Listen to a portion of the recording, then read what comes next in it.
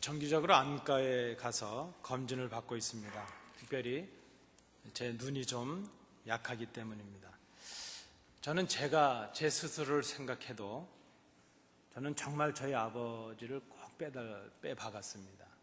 제가 가끔 거울을 보고 이렇게 앉았다가 제가 어릴 때 옆에서 지켜보던 아버지의 모습이 나타나서 깜짝 놀랄 때도 있습니다. 그리고 제 큰딸이 또 그렇게 저를 꼭 빼닮았습니다. 자식이 부모를 닮는다는 것 당연한 일인데 저희 아버지께서는 가끔 그 당신을 닮은 저를 인해서 미안해 하실 때가 있으십니다. 왜 그런가 하면 저희가 아버님의 시력을 제가 그대로 닮았기 때문이죠. 저희 아버님은 아주 지독한 난시를 가지고 계셨는데 그것이 그대로 저에게 전달이 되었습니다. 지금 제가 저희 아버님의 어떤 그 시력이 저에게 유전되었다는 것 때문에 불평한다거나 혹은 불만을 가졌다 그 생각보다는 제가 이렇게 시력으로 인해서 불편을 좀 겪다 보니까 그때 그렇게 불편하셨을 때 좀 좋은 의료 혜택을 받지 못하시고 또 좋은 장비를 도움을 받지 못하셨던 그 아버님이 그저 안쓰럽기도 하고 또 자식으로서 죄송하다 할 그런 마음이 들 때도 있습니다. 얼마 전에 안과로부터 새로 어떤 증상에 대해서 새로 처방받은 것이 있는데 그것이 무엇인가 하면 눈에 눈물이 흐르게 하라 하는 것입니다. 왜 그런가 하면 제가 안구 건조증이 생긴 것이죠. 근데 비단 저뿐만이 아니라 요즘 컴퓨터 많이 쓰시고 그저 핸드폰 많이 쓰시고 그러다 보면 또 책을 아무래도 많이 읽다 보면 그저 안구 건조증이 온 것을 보게 됩니다. 그래서 그 처방된 대로 인공 눈물 그것을 구해서 그저 자주 이렇게 눕기도 합니다. 근데 가끔 그런 생각을 해봅니다. 이렇게 이 비싼 인공 눈물을 사서 넣을 게 아니라 정기적으로 울면 이 안구 건조증이 좀 해결되지 않을까 하는 그런 생각을 해봤을 때도 있었습니다. 여러분, 그저 제 생각일 수는 있겠지만 우리는 참으로 눈물이 메마른 시대에 살아가고 있구나 하는 생각이 듭니다. 안구 건조증이 생겨서 메말라 버린 우리의 눈처럼 우리의 심령 속에도 건조증이 생기지 않았는가 하는 생각을 해봅니다. 간혹 영화를 보시고 우셨다는 분들이 있고 드라마를 보시거나 TV 프로그램을 보시면서 우셨다는 분들이 계셔서 말씀을 들어봅니다. 그런데 찬송을 부르시다가 우셨다는 분은 잘 못 들어봤고 말씀을 읽다가 그저 왈칵 눈물이 쏟아졌다, 설교를 듣다가 눈물이 났다, 눈물을 흘렸고 울어봤다, 이런 분들은 참 좀처럼 들어보지 못합니다.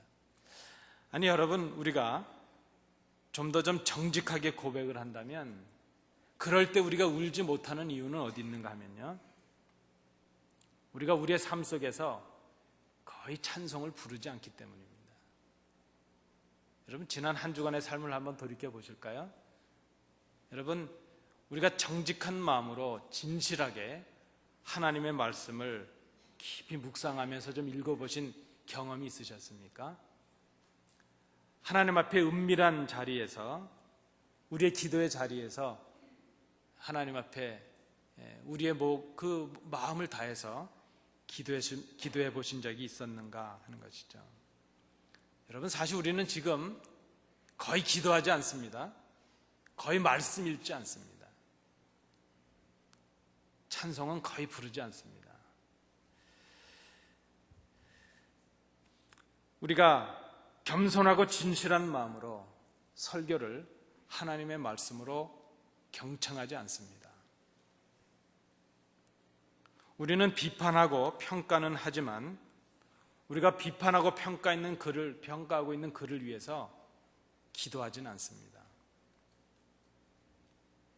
우리는 교회에 이것도 부족하고 저것도 부족하다고 말들을 많이 할 때가 있습니다. 그러나 내 눈에 보여지는 그 부족을 인해서 엎드려서 기도하지는 않습니다. 그리고 진심으로 그 부족을 어떻게 하든지 채워보기 위해서 노력하지는 않습니다. 때로 우리 교회를 방문해서 함께 예배하는 분들이 계시는데 우리는 그런 분들에게 거의 우리의 관심과 배려를 기울이지 않습니다.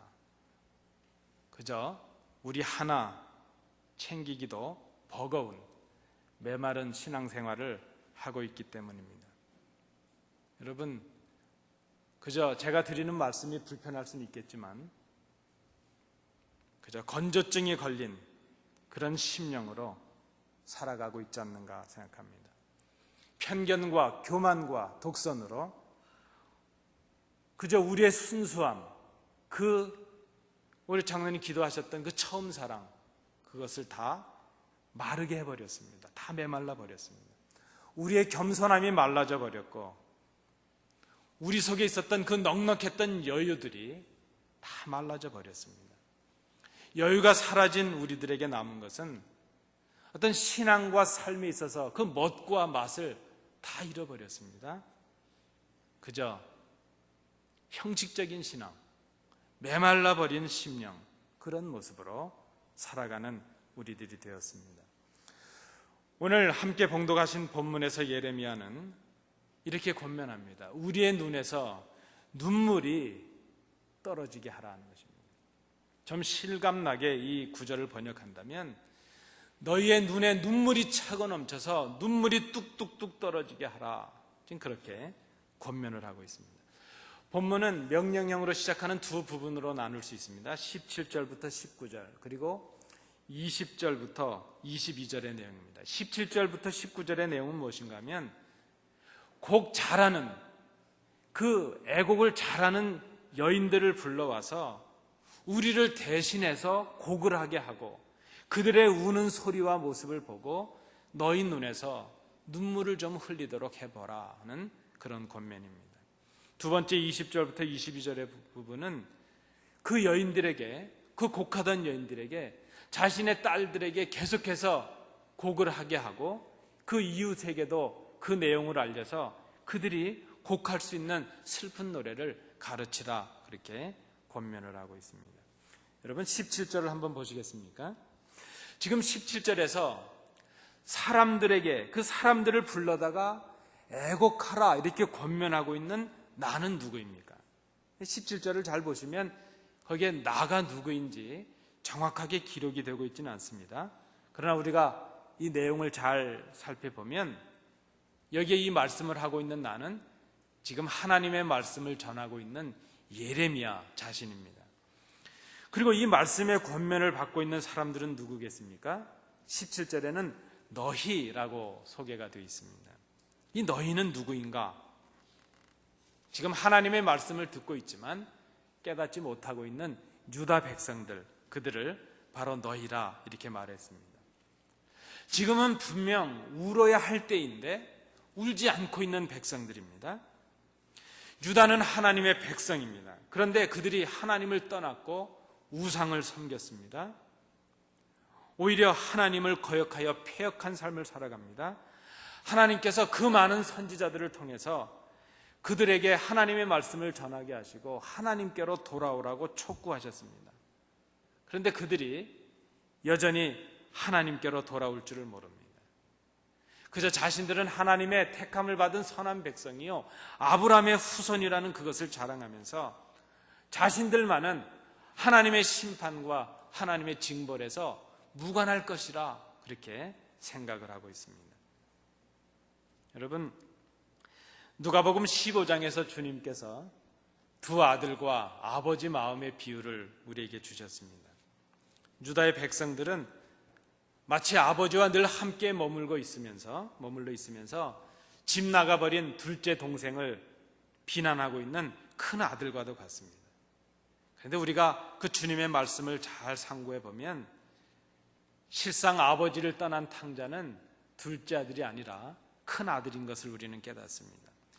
집을 나가버린 둘째 아들은 비록 아버지의 재산을 탕진했고 소비했고 많은 죄악을 행했지만 그러나 그가 그 비참한 자리에서 온전한 생명이 아버지의 품속에 있음을 그가 깨달았습니다.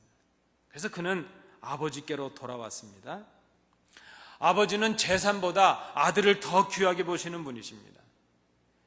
그 재산을 탕진했다는 것보다도 그 사랑하는 아들이 돌아왔다는 것, 그것 때문에 그 아버지께는 더할 수 없는 기쁨이 되었습니다. 그러나 큰아들은 아버지와 늘 함께 있었습니다. 아버지를 떠난 적도 없고 아버지의 재산을 탕진한 적도 없고, 그리고 아버지의 일을 대신 맡아서 얼마나 많은 수고를 했는지 모릅니다.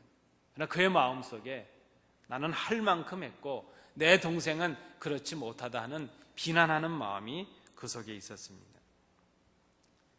그 큰아들은 정말 아버지가 원하시는 것이 무엇인가를 깨닫지 못했습니다. 아버지의 마음을 헤아리질 못했습니다.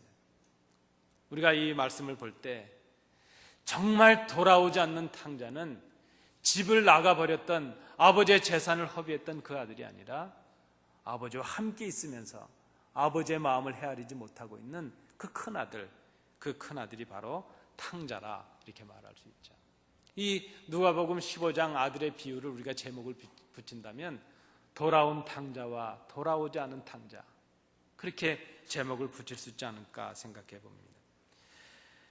바로 진짜 돌아오지 않는 탕자들이 하나님의 말씀을 듣고 있지만 그 말씀에 자기의 마음을 돌이키지 않는 유다 백성들, 바로 오늘 본문에 예레미야가 말씀하는 너희들이라는 그들이었습니다. 하나님은 이제 당신의 백성들인 유다를 심판하시기로 작정하셨습니다. 예레미야를 세우셔서 그들에게 보내셨습니다. 너희들에게 심판이 임박했고 지금 하나님께로 돌아오지 않는다면 너희들에겐 큰 재앙이 임할 것이라, 바로 하나님의 말씀이신 심판이 그들에게 경고가 되었습니다. 그런데 그 경고의 말씀을 듣는 이 백성들이 하나님께로 돌아오질 못합니다. 자기들의 마음을, 자기들의 죄악을 돌이키지 않습니다. 예레미야 9장 13절 14절 말씀에 하나님께서 그들을 심판하시는 이유를 이렇게 말씀하십니다.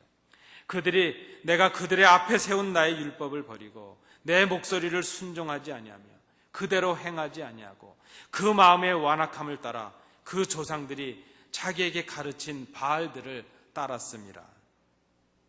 예레미야는 이 하나님의 심판의 경고의 말씀을 가지고 다시 그 백성 앞에 섰습니다. 그들에게 회개하고 하나님 앞에 돌아올 것을 촉구합니다. 그러나 우리가 성경에서 아는 대로 이 유다 백성들은 여전히 그 임박한 하나님의 심판과 그 경고의 말씀을 들으면서도 깨닫지 못합니다. 돌아올 줄 모릅니다. 그들이 바로 오늘 이 말씀을 받고 있는 너희들, 바로 그들입니다. 그런데 여러분, 18절을 우리가 보시면 조금 그 예레미야가 뭔가 어조를 바꾸고 있는 그 모습을 우리가 볼 수 있습니다. 예레미야는 지금 울어야 할 때 울지 못하고 있는 그 유다의 백성들, 나는 하나님의 말씀을 전했으면 그만이고 듣지 않는 것은 너희들의 책임이다, 그렇게 그 백성들만은 탓하고 있지는 않는다는 것입니다. 그는 18절에서 임박한 하나님의 심판을 깨닫지 못하고 있는 그 어리석은 백성들 안에 자기 자신을 포함시키고 있습니다. 예레미야는 지금 권면하고 있는 자신과 어리석게 그 말씀을 듣지 않고 있는 유다 백성들, 너희들, 그들을 구분하지 않는 우리라는 새로운 표현을 쓰고 있습니다. 18절을 보시겠습니까? 슬프다 나의 근심이여 어떻게 위로를 받을 수 있을까? 내 마음이 죄송합니다. 제가 잘못 읽었는데요. 18절 말씀입니다. 그들로 빨리 와서 우리를 위하여 애곡하여 우리의 눈에서 눈물이 떨어지게 하며 우리 눈꺼풀에서 물이 쏟아지게 하라. 말씀을 전하는 내가 아니라, 책망을 받아야 될 너희가 아니라, 하나님의 말씀을 듣고서도 돌이키지 않는 자가 나를 포함한, 너희들을 포함한 바로 우리들이다, 이렇게 지금 새롭게 고백을 하고 있다는 것입니다. 그래서 예레미야에게 하나님의 심판이 임박했음을 깨닫고 애통하며 회개하며 하나님께로 돌아가야 되는데 그렇게 하지 못하고 있는 사람들은 저들이 아니라는 것입니다. 여러분, 여기에 우리의 문제가 있습니다. 우리는 회개해야 될 사람은 내가 아니고 저들이라고 생각을 합니다. 그러나 예레미야는 지금 내가 아니라, 나뿐만이 아니라 바로 너희들, 우리가 하나님 앞에 회개하고 돌아가야 될 사람들이라 그렇게 말하고 있습니다. 백성들의 허물과 죄를 자신의 죄와 허물로 고백하고 있는 예레미야의 모습을 우리가 발견합니다. 오늘 교회를 보며, 이 땅을 바라보며, 우리 자신을 바라보며, 서로를 바라보며 애통하며 울며 회개해야 될 사람은 저들만이 아닙니다. 나도입니다. 그리고 그 형제들의 허물을 나의 고백으로, 나의 허물로 고백할 수 있다고 그렇게 말할 수 있는 사람들이 할 수 있는 우리라는 것이죠. 여러분, 우리 교회에 어려움이 있습니까? 우리 삶 속에 어려움이 있습니까? 나의 문제요, 저들의 문제요, 우리의 문제인 것을 우리가 생각해야 될 것입니다. 예레미야는 지금 백성들의 허물을 자신의 허물로 고백하는 그 심정을 가지고, 너희가 아니라 내가 아니라 우리라는 그 심정을 가지고 백성들에게 권면을 하고 있습니다. 17절입니다. 우리가 지금 어떤 상황에 처해 있는지를 잘 생각해 보고, 우리가 어디서 떨어졌는지를 잘 생각해 보고, 우리가 지금 울어야 되는데 울고 있지 못하니까 우리를 대신해서 울어줄 수 있는 곡 잘하는 사람들이라도 불러오자 하는 것입니다. 여러분, 사랑하는 사람이 죽으면 그 슬픔과 안타까움은 그냥 솟아오르지 않겠습니까? 굳이 곡 잘하는 사람을 불러서 대신 울게 해야 될 이유가 있겠습니까? 슬픈 일을 당했고 죽을 일을 당했고 하나님이 임박한 심판을 당했는데 울어야 할 때가 되었는데 우리가 굳이 울어야 될 사람을 사와서 우리를 대신해서 누군가를 울게 해야 될 이유가 무엇인가? 만약에 우리에게 사랑하는 사람이 죽었는데 우리가 울지 아니하고 누군가를 불러서 울어야 된다면 우리는 그 사람을 진정 사랑하지 않았기 때문일 것이고, 그의 죽음이 우리에게 큰 충격과 아픔과 슬픔이 되지 않았다는 것을 우리 스스로 증거하는 것이 될 것입니다. 그런데 여러분, 지금 이 곡 잘하는 여인들이 와서 우리를 대신해서 그렇게 슬픈 애곡을 해야 될 이유가 무엇인가? 진짜 이유는 울어야 될 그들이, 울어야 될 우리가 울고 있지 않기 때문이라는 것이죠. 울어야 되는데 울고 있지 않으니까 그들이 슬피 우는 모습을 보고서라도, 그들의 그 슬픈 모습을 보고서라도 우리의 눈에서 눈물이라도 좀 흐르게 하자는 그런 예레미야의 간곡한 호소입니다. 그런데 여러분, 19절에 보시면 정말 우리가 울어야 될 또 다른 이유가 언급이 되고 있습니다. 예언자가 지금 곡 잘하는 여인들을 불러와서라도 그들의 슬피 우는 모습을 보고 그렇게 해서라도 우리가 울어야 되겠다, 우리의 눈에 눈물이 흐르게 해야 되겠다, 그렇게 말하고 있는 이유가 무엇입니까? 그 이유는 시온에서 통곡하는 소리가 들려지고 있기 때문입니다. 시온에서 통곡하는 소리라는 이것은 예루살렘이 멸망을 당해서 예루살렘과 유다에 있는 백성들이 고통 속에 부르짖는 소리를 의미합니다. 하나님의 심판이 임박했습니다. 이 사건을, 이 사실을 예레미야가 증거했습니다. 그러나 아직 예루살렘의 멸망은, 하나님의 심판은 이루어지지 않고 있습니다. 그래서 이 예언의 말씀을 듣는 백성들은 깨닫고 있지 못합니다. 그러나 이 말씀을 전하고 있는 예레미야는 반드시 이루어질 그 하나님의 말씀을 통해서, 아직 예루살렘의 멸망은 이루어지지 않았지만 예루살렘이 멸망당해서 그 땅의 거민들이 울부짖고 있는 그 신음의 소리를 이미 그는 듣고 있다는 것입니다. 아직 임하지 않은 하나님의 심판과 예루살렘의 멸망의 그 모습을 하나님의 말씀을 통해서 예레미야는 미리 보고 듣고 있습니다. 그러나 이 백성들은 하나님의 심판의 경고의 말씀을 들으면서도 전혀 생각지도 않고 있습니다. 생각지도 않았던 심판, 그 재앙으로 인해서 예루살렘 사람들이 어쩔 줄 몰라 하고 당황하고 그 고통 속에 부르짖는 소리를 실제로 듣고 있는 사람은 바로 예레미야 자신입니다. 그는 하나님의 말씀을 받았고 하나님의 말씀을 전하고 있습니다. 그 하나님의 말씀이 반드시 이루어질 것을 알기에 앞으로 이 유다의 예루살렘에 닥칠 그 재난에 대해서 그는 그 소리를 미리 듣고 있습니다. 그들이 시온에서 어떻게 통곡할 것인지 알고 있습니다. 하나님의 임재를 모셨던 성전이 어떻게 약탈을 당하고 그 성전이 어떻게 회파될 것인지 그는 이미 보고 있습니다.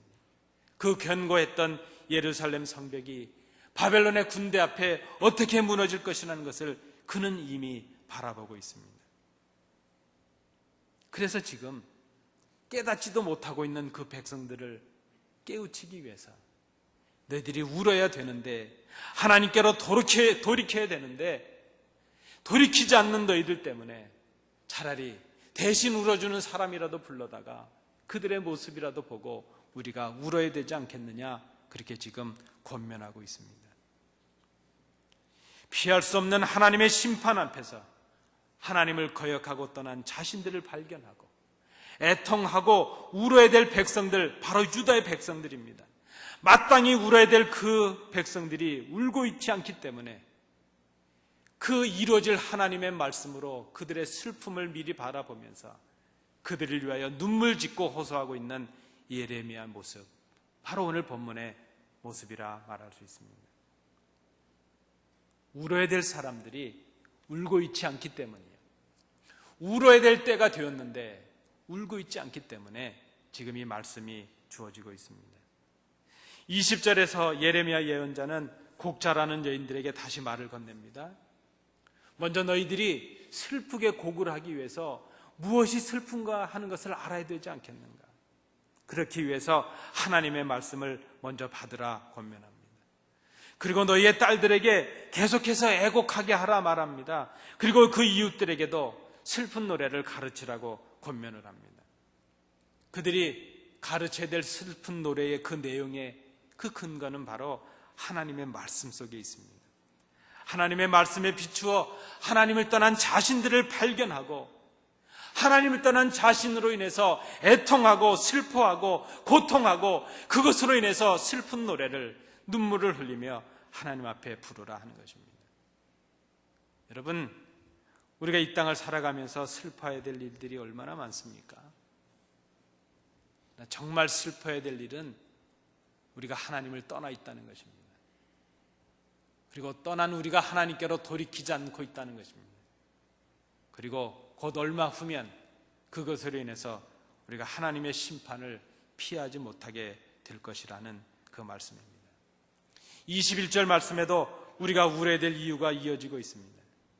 죽음이 사람이 사는 곳으로 뚫고 들어와서 우리의 자녀들과 젊은이들을 다 멸절하려 하기 때문이라 말씀합니다. 죽는 사람들이 너무나 많아져서 그 시체를 거둬들이는 일조차 할 수 없을 정도가 될 것이라 말합니다. 실제로 바벨론이 예루살렘을 침공했을 때 그 많은 사람들이 죽임을 당했습니다. 시체를 일일이 다 수습할 수가 없어서 짐승의 먹이로 버려지고 그저 들의 산에 그저 시신이 다 훼손되는 그런 일들이, 그 비참한 일들이 바로 예루살렘 땅에 있었던 것을 우리가 기억합니다. 예레미야가 보기에 지금 유다 백성은 마치 죽은 시체와도 같습니다. 예레미야는 그래서 그 안타까움과 그 눈물로 지금 그 백성들에게 호소하고 있습니다. 이것은 비단 예언자의 안타까움과 눈물만은 아닙니다. 오늘 본문 19절과 22절 말씀에 보면 이것은 하나님, 그 슬퍼하시는 내용이 바로 하나님의 말씀입니다. 이것은 그 백성들을 향해서 하나님께서 드러내시는 안타까움이요, 하나님께서 드러내시는 눈물이라 말할 수 있습니다. 사랑하는 당신의 백성들을 심판하실 수밖에 없는, 징벌하실 수밖에 없는 그 하나님의 눈물이요, 하나님의 안타까움이십니다. 집 나간 아들을 그저 그 아들이 돌아오기만을 기다리시는 그 아버지의 안타까운 눈물이 바로 이 말씀을 주고 계시는 하나님의 안타까운 눈물인 것을 우리가 생각해야 될 것입니다. 유다 백성은 살아있는 것 같지만 죽은 자와 다를 바가 없습니다. 하나님의 심판 아직 임하지 않았지만 임박한 하나님의 심판 때문에 그 심판을, 그 징벌을 피할 수가 없는 사람들이 되었습니다. 하나님과 함께하지 않는 백성, 하나님을 떠난 백성, 죽은 것과 다름이 없습니다. 죽어가고 있는데 깨닫지 못하고 있습니다. 그래서 지금 죽어가고 있음을 슬퍼하고 눈물을 흘려서 이제 하나님께로 돌이키라 권면하고 있습니다. 십자가를 지고 골고다에 오르시던 주님께서 당신을 따르며 가슴을 치며 슬피 울던 여인들을 보셨습니다. 그 여인들은 지금 십자가를 메고 가시는 그 주님 때문에 슬피 울고 있습니다. 그때 주님께서 그 여인들에게 말씀하십니다. 누가복음 23장 28절 말씀입니다. 예루살렘의 딸들아, 나를 위하여 울지 말고 너희와 너희 자녀들을 위하여 울라. 이렇게 말씀하신 이유가 무엇일까? 누가는 그 말씀하신 이유를 이어지는 주님의 말씀 속에서 답변하고 있습니다. 이어지는 말씀 29절 30절 말씀입니다. 보라, 날이 이르면 사람이 말하기를 잉태하지 못하는 이와 해산하지 못하는 배와 먹이지 못한 젖이 복이 있다 하리라. 그때 사람이 산들을 대하여 우리 위에 무너지라 하며 작은 산들을 대하여 우리를 덮으라 하리라. 여러분, 한마디로 무엇입니까? 장차 임할 그 하나님의 심판의 때에 너무나도 고통스러워서 차라리 산이 무너져서 내가 죽었으면 좋겠다, 그렇게 절규할 때가 곧 있다는 그 말씀입니다. 하나님의 심판을 기억하고 회개하고 자신들의 죄에 눈물을 흘리고 돌아서라는 하나님의, 그 주님의 말씀입니다. 예레미야의 간곡한 눈물의 호소를 거부하고 회개하지 않는 예루살렘, 그들은 BC 586년 바벨론에 의해서 처참하게 무너지고 말았습니다. 너희와 너희 자녀들을 위하여 울라는 그 예수님의 말씀을 깨닫지 못한 이스라엘, AD 70년 티투스 황제에 의해서 돌 위에 돌 하나도 남지 않는 처참한 파멸을, 그들이 그 살육을 당하고 말았습니다. 오늘 예레미야를 통해 주시는 하나님의 말씀을 듣기를 소원합니다. 하나님의 말씀을 버리고 그 말씀에 순종하지 아니하고 내 마음대로 하나님 아닌 것을 하나님처럼 섬기고 살아가는 우리의 생각과 우리의 행위에서 돌아서라는 말씀입니다. 하나님을 믿는다는 우리들이지만 하나님을 떠난 우리의 모습, 하나님의 말씀을 기억하지도 않고 살아가는 우리의 모습, 그 모습을 발견하고 그 모습을 인해서 애통하고 슬퍼하라는 말씀입니다. 입을 열어서 기도하고 있지만 그 기도에 걸맞는 삶을 살아내지 못하는 바리새파 사람처럼 종교인으로 전락해버린 우리들의 모습에 가슴을 치며 슬퍼하라는 말씀입니다. 마땅히 울어야 될 때요, 마땅히 울어야 될 우리이지만 울고 있지 않기에 대신 울어주는 사람이라도 구해서 우리 앞에서 슬픈 노래를 부르게 하고 그들의 모습을 보면서 우리의 눈에 눈물이라도 떨어뜨리게 하라는 간절한 호소입니다. 아니, 하나님의 들려지는 말씀을 가지고 아파하시고 슬퍼하시는 하나님의 눈물을 발견하고 그 눈물을 보며 우리의 눈에 눈물이 흐르게 하라는 하나님의 간곡한 사랑의 요청입니다.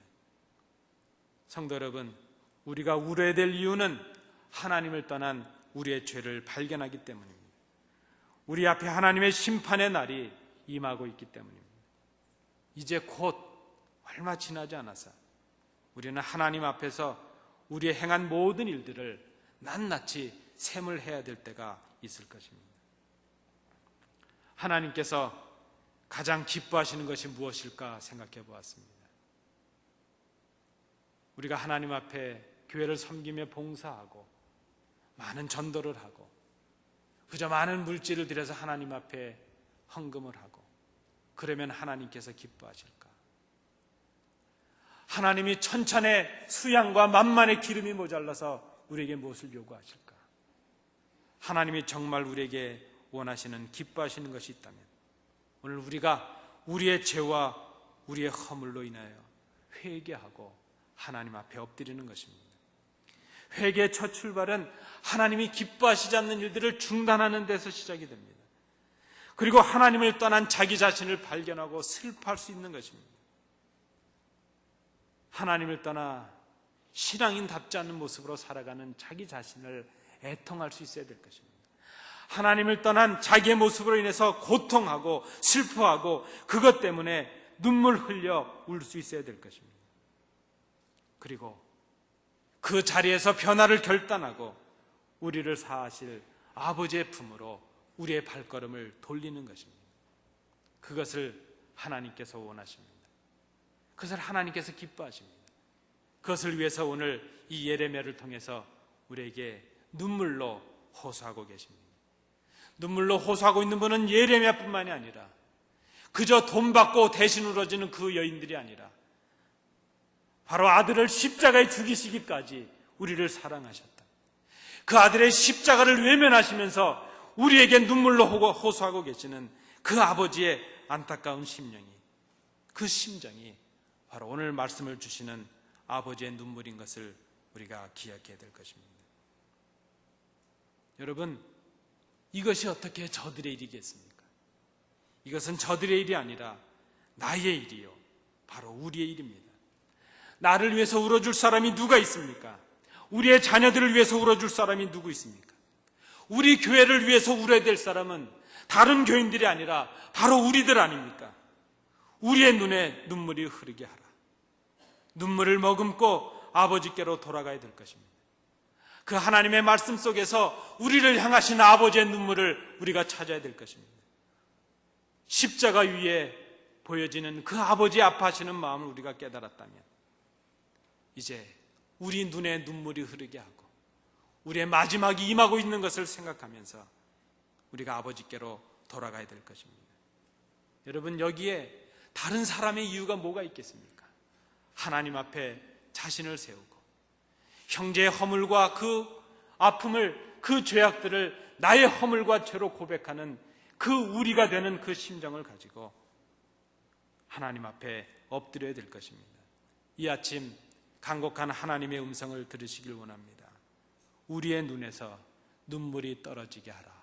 기도하시겠습니다. 은혜로우신 아버지 하나님, 우리를 향하신 아버지의 그 눈물을 저희들이 바라봅니다. 십자가 위에서 그 아들 독생자를 죽이셨던 것이 바로 우리를 향하신 아버지의 사랑이요, 안타까움이요, 슬픈 눈물이었음을 저희들이 깨닫습니다. 저들 때문이 아니라 나 때문이요. 이제 형제의 그 허물과 죄를 나의 허물과 죄로 고백하는 그 우리가 되어서 하나님의 눈물을 우리 가슴에 담고 그리스도의 그 희생을 우리 가슴에 담고 우리 눈에 눈물이 흐르게 하는 회개의 역사가 우리 가운데 있게 하여 주옵소서. 그로 인하여 회복케 하시는 하나님의 은혜를 힘입는 저희들이 되게 하옵소서. 예수님 이름으로 기도하옵나이다. 아멘.